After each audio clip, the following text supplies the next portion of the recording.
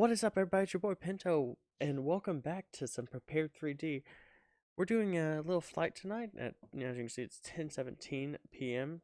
And I was like, I could work on the speech that I have to give tomorrow in class, or I could do a YouTube video and do the speech in between. I was like, I'll do the YouTube video and the speech. So I figured I wanted to start a new series, and we're gonna start with the Island Hopper. It's something I find really cool. It is a flight that goes between Guam and Honolulu, Hawaii, via uh, Chuuk, right here, which is what we're doing today. Then it goes to Ponape, which I think actually might be, I don't remember exactly. I think that's Ponape right there, down to the Cosray. I don't know how to pronounce it. Then Kwajalein Atoll, and then somewhere over here, Majuro, and then all the way over to Honolulu. So it is United Airlines Flight 155. What we're doing today, we're doing Guam to Chuuk, a very straightforward flight. We're flying to we're taking off, then direct to Guns, and then to B, then Deme, and straight into Chuuk. Elevation 10 feet. So it's a 6,000 foot runway, which isn't terrible, but it's a little shorter than I like. I think Guam we're looking at here 11,000 feet. 12,000. So, twice the runway. What's probably going to happen is as soon as we hit Deme, maybe before, we're going to vector out to get us a lineup. There's no ILS at Chuuk, as far as I know, which means we're going to be flying a visual approach on we're flying a 737-800 today. It's going to be quite simple. We're going to be flying, I think, at flight level 350. Here, let me pull up this. Let me get Chuuk pulled up. See if I can get this. Open chart list. I don't know if we have any charts. Taxi. So it's very short. We're going to be coming in on 04, most likely, unless the winds change.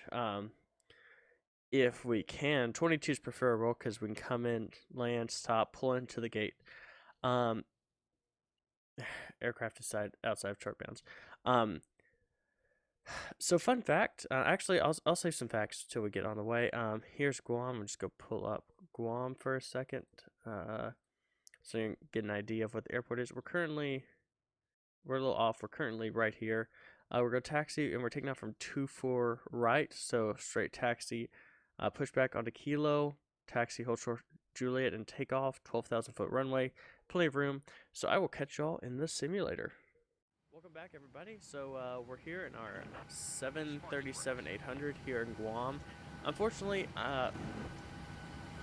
as you can see, we have a Soviet fighter jet taxiing right there. I don't even know how to explain that. I think that's a SU, let's see, jet, just its jet fighter 27. Okay, awesome.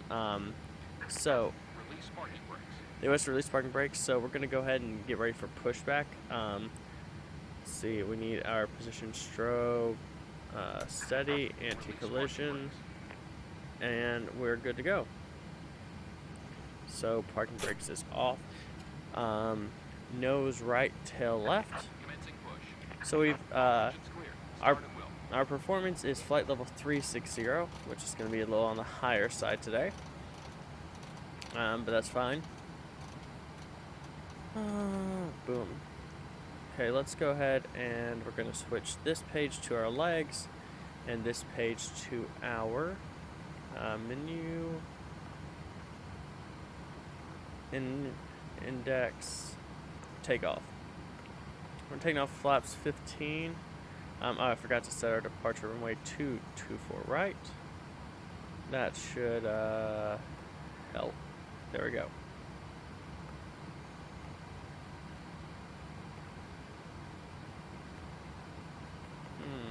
might not want to give me the... Okay, there we go. Okay, so taking off 149. So we're doing 169. As you can see, it's kind of rainy, but nothing too bad. Still pretty nice day. So as some interesting facts about this flight, it's been going on for years. And I think it operates 3 times a week. I've actually tried to fly on this once, but actually the interesting thing is the one time I really I made to Guam and I was going to try and fly on it, and they weight restricted the aircraft because of how short the runways are, and some of the airports I don't think actually have the ability to refuel aircraft. They're very limited on the amount of passengers they can take, as well as these flights are heavily weighed down with cargo. Sorry about that. Which can really hurt their ability to carry passengers. And the other interesting thing about this is this flight is, I think it's about a 16-hour flight the entire way, all the way to Honolulu, because the pilots, there's 2 sets or 3 sets of pilots. I don't recall. I think it's 2 sets of pilots. There's also a full-time mechanic on board. Hey, sorry, I was just listening to see if I heard something going on with the aircraft. And there's also a bunch of spare parts in case anything were happening with the aircraft. They could hopefully fix it when they are out in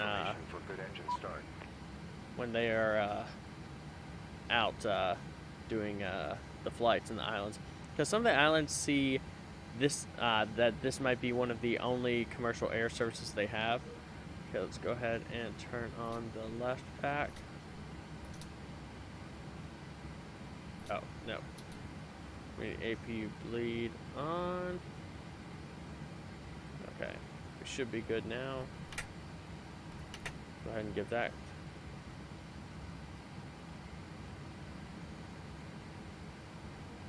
Let's go to the lower panel for a second. Oh.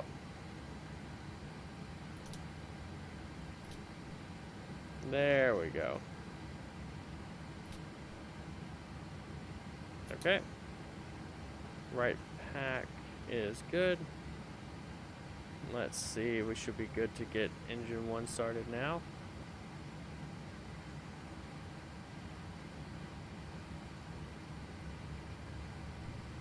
Things are climbing. We go ahead and get engine 2 started as well.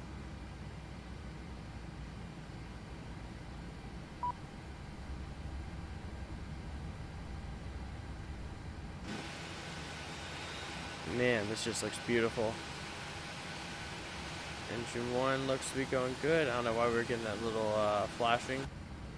Kind of annoying. Oh well, nothing in the world.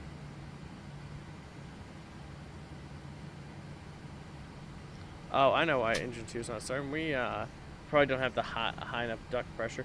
So we're actually pretty light today on fuel. We're only taking 22.9. Realistically, I think they take a full tank of fuel. I'm not for sure. However, we're only taking enough fuel because we can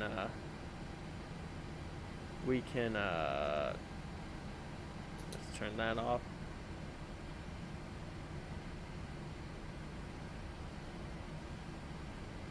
Okay, so we can refuel at Chuk, and I just didn't want to try and figure out how much fuel we need to take. Okay. Pestle. Let's see if I can get this starting good.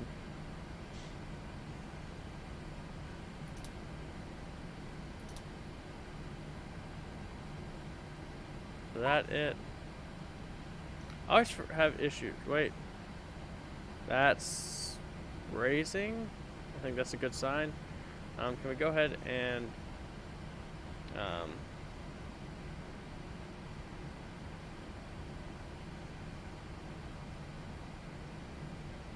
can disconnect.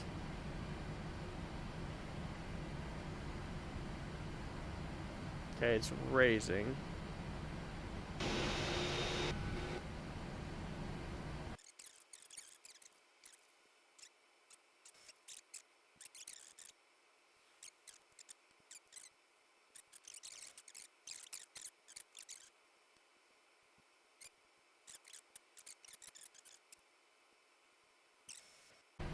Yep, but just like that, we're good. We're started. We have the APU turned off. There we go. Make sure we have good power. We're going to do a check of all of our systems. Okay, I don't know why that it's flashing. I don't know if that's the graphics card, although I'm not getting any things saying that we are pushing it, but no biggie. Okay, just like that, we're good to go.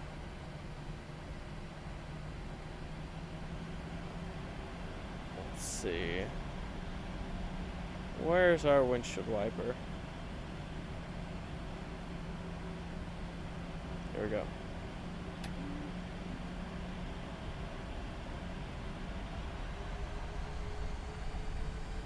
There we go. Sometimes you have to give her a little juice. That's one thing I've noticed about the 737s compared to some of the other aircraft. Is you really have to give them a little juice at the start. So we're on Kilo now. We're gonna head for, if I'm correct, that is Lima. And Lima straight on to runway 24 right. We're gonna do a straight out departure, which means we're not even going to sit there, hold. We're gonna taxi straight on and get on, rev the engines, just save a little bit of fuel. I took some extra fuel just in case we had to miss approach. That's the other thing. Realistically, they also carry a lot more diversion fuel. Back to the story is when I was actually planning on flying there that one time. Let's see. There was a airplane crash in Chuuk that actually caused the 737 to go past Chuuk and head on to Ponape. Sometimes she doesn't. There you go. She doesn't like to turn. There we go. Okay. So I think we're good.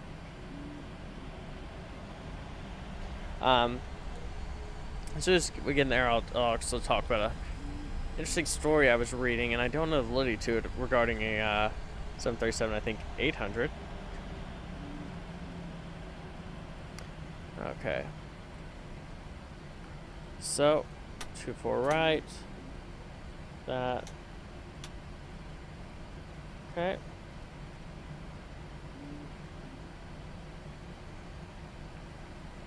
We're gonna hopefully get a good lineup. Keyword hopefully, and punching it.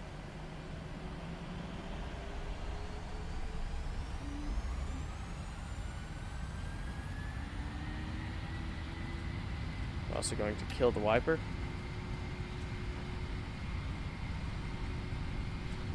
No correction. Okay, 70.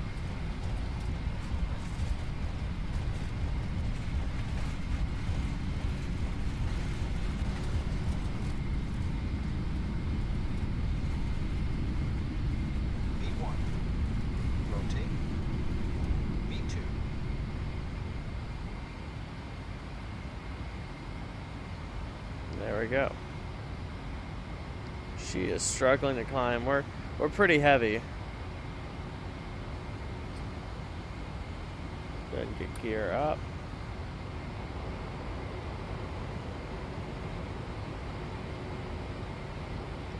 We're gonna begin to shuttle out on our takeoff for a second. Gain some speed. So getting a little turbulence as we get in this cloud layer. We're going to execute a little left-hand turn here and begin our trek to guns. Go ahead and turn on the autopilot with our,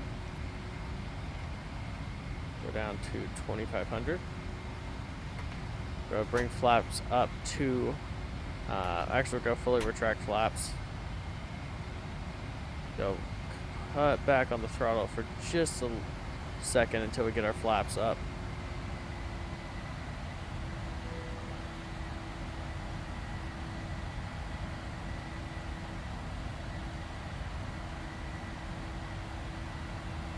Okay, Now flaps are up. We're going to throttle up again. Increase our rate of climb up to 3,800. See if we can sustain it. Now the thing I like about the 37 is you can actually, I guess I call it half and half. We have autopilot currently controlling our altitude and our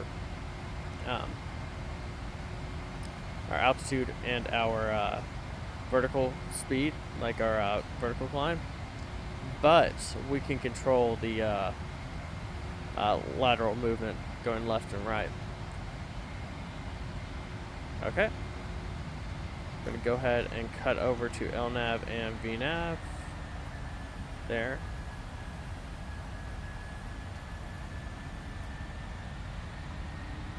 Throttle always cuts back a little, so you have to make sure you have a little leeway when you kick it in. Okay, now we've cleared that. We're gonna go ahead and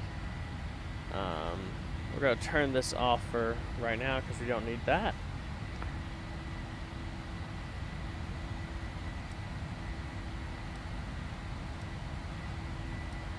As you can see, a short 247 nautical miles until we reach guns, and then straight to 1V, and by that point we should already be well down into our descent. So the LNAV is going to autopilot, not necessarily LNAV. Autopilot's going to prioritize making sure we get to a speed. It'll go speed as the first priority, and then after that's the second priority. So as you can see, once we get up to 250, which is our speed, it'll begin slowly and steadily increasing our rate of climb. So we're about to cross 10,000 feet, which means we will give them the double chime. But first we will pull back all of our landing lights and hit them, signaling we've crossed 10,000 feet. And now that we've crossed, the autopilot now recognizes that, and we don't have the speed restriction, so we'll climb to 300. And boys, I will catch you back as we midway into our descent, because there's no reason to sit here. Nothing much is going to go on until we get close to Chuuk. So I'll catch you then. And welcome back. So we're currently at 8,000 feet on approach into Chuuk. Due to the way the wind's going, that's just but telling me that we're relatively close. We're 7 miles out from Deme and Chuuk, so we're going to go ahead and begin to vector ourselves. We're going to be looking like we're going to probably end up landing on runway 22, if I remember correctly. Index approach will give us that. And arrival will be runway 22. Yes. We don't have the world's best wind for this. So that's going to make things a little on the interesting side. However, let's go ahead and we're going to begin more aggressive descent now. Should go vector out a little bit more to the left and slow down to 260 knots for our final. I forgot to give the double ding that we are coming in, so we're going to go ahead and turn on our landing lights. I was more worried about trying to factor in stuff. So let's go ahead and get our Guam show menu. Shoot. Okay. Get that pulled up.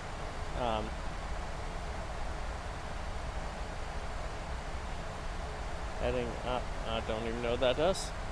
That's going to help us a little bit. As you see, we're about 8 miles from the airport. The airport is, let's see if I can,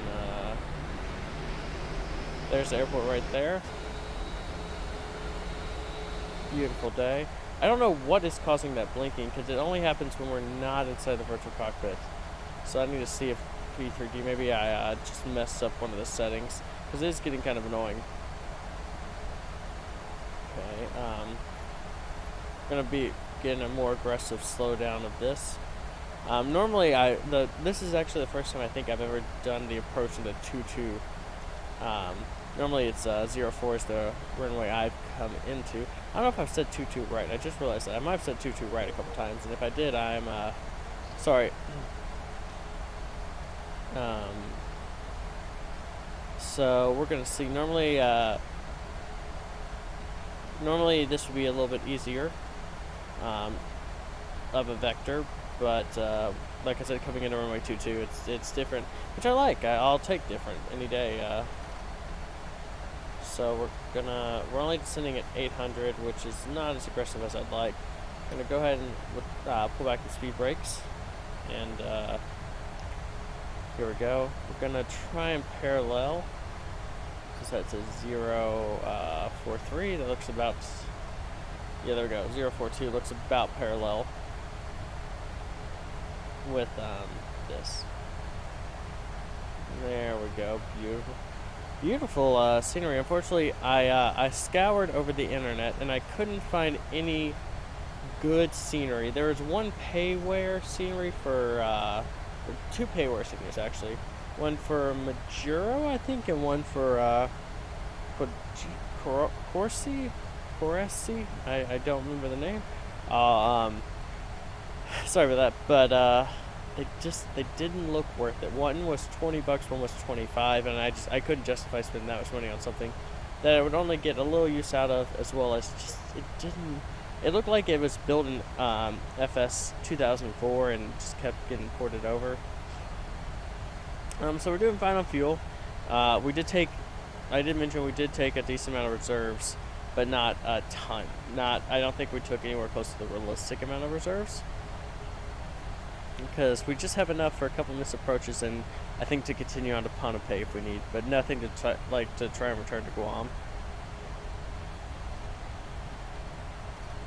So 2,500 would be a good altitude to hit to begin the base leg. Let me take a look back behind us.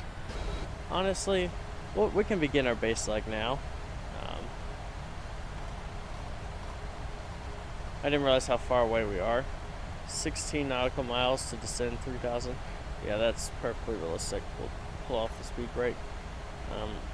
Disconnect runway 22, and we're gonna go. Yep. Okay, we're approaching our targeted altitude. And there we go. So we're going to be using speed brake 3 today. Now, interesting fact about all of these flights. I haven't done the Island Hopper, but I did do United operated a flight.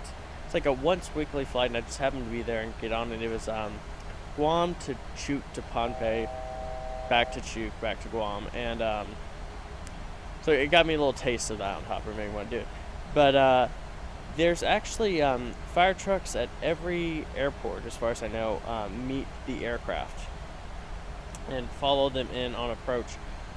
So like they'll park at the end of the runway, and as the aircraft's landing, they follow it in and taxi behind in case of the brakes catching on fire. I understand correctly, just because of the excessive amount of braking that is involved with these flights. And I can only imagine, because we were on a, I think it was a 737-700, as opposed to this, which is the actual Island Hopper, which is operated by a 737-800. So, I mean, it's not a huge difference, but I feel like it is definitely enough to, you would probably make a noticeable difference. Okay. Flaps down to 5 degrees. Our speed brake is up, so we're going to hold at about 2,000. This is probably a little bit farther out than we needed to, but especially on approaches like this, you know, it's better be a little safe than sorry.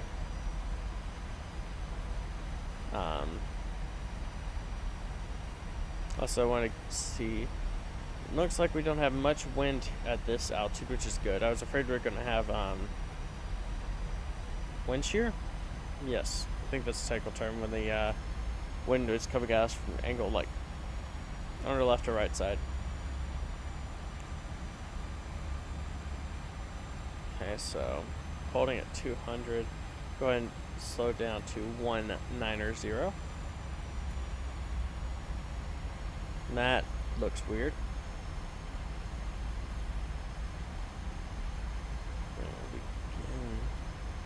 So as you can see, we can see the runway right off there. So we're not too bad. We're gonna begin a more gradual descent of about 150 or 200. Let's see how's 200 do. No, so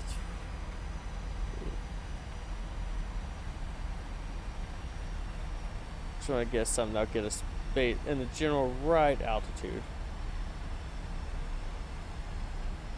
Yeah, 450 should be good.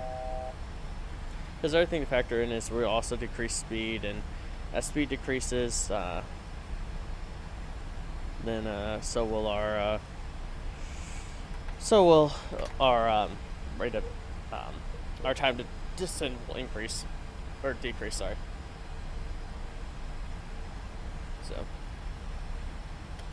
and now we turn to line up with the runway. Okay, we look to be going pretty good. So down to 180 knots. Our landing speed, to double check, index is 145.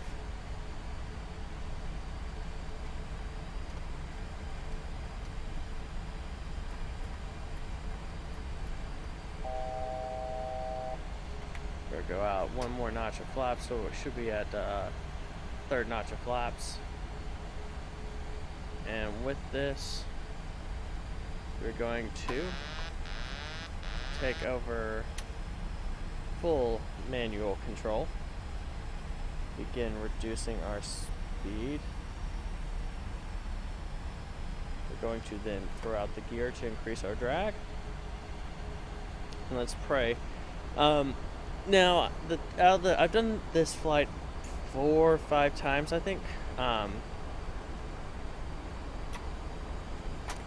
gonna go ahead and throw out flaps to full now.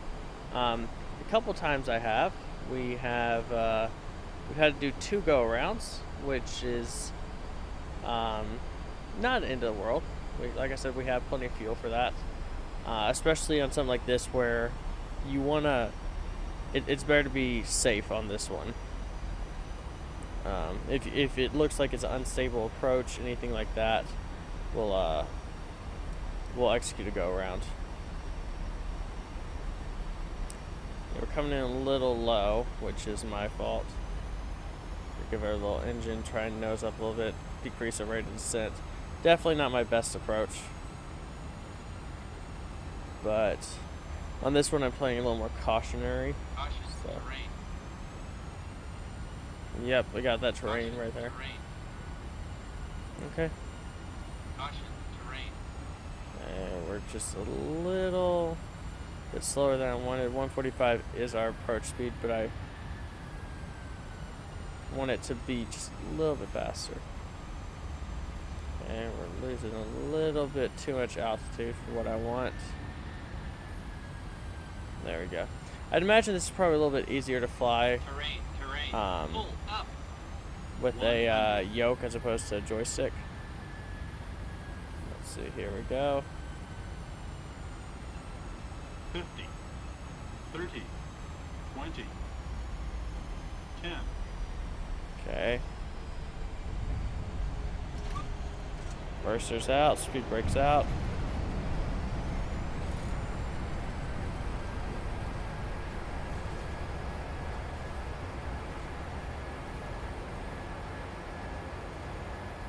Okay, auto brakes off, reversers off. Okay, not my worst landing by any stretch of the imagination. Let's see if, yeah, I didn't think so. GSX isn't set up for us here. This is Actually, I've flown a Majuro most of the time on CRJ 700s for FS economy. It's actually a really cool thing if you want to check out. And so GSX works with them. I also had configured on FSX, but this is the first time I made it here on P3D, so we'll just text ourselves in. Now, realistically here, the gate is set up where this entire area, you would circle in like this, and then you would turn your aircraft around, so there would be no need for tugs. As this one's currently set up, you need a tug.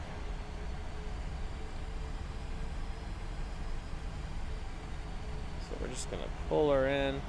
Not our prettiest taxi, but you know, what are you gonna do? And there we go, boys. We made it. So thank you everybody for stopping by for today's episode of Prepared 3D. If y'all like this, let me know. Got some stuff coming up that looking into. Somebody mentioned some WestJet, I think from Halifax. I can't remember. I think they just mentioned WestJet. So I'm looking at doing some WestJets flying, possibly in the 87. So until next time, y'all have a good one. Goodbye.